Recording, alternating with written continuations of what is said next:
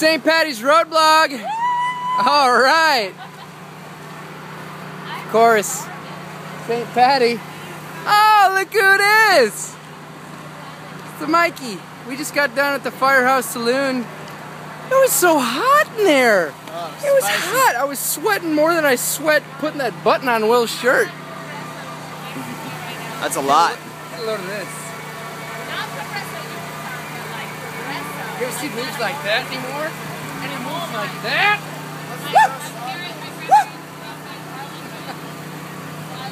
Anyway, we're checking out the taco shop. What do we got here? Tamalitos.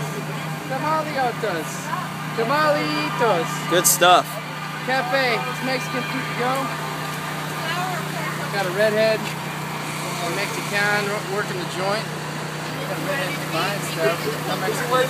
Y'all eating chicken or no? Normally, my appetite would be lessened. However, it's great because of the smell and all the combination of the open chest hair. Bumped that. That's so gross.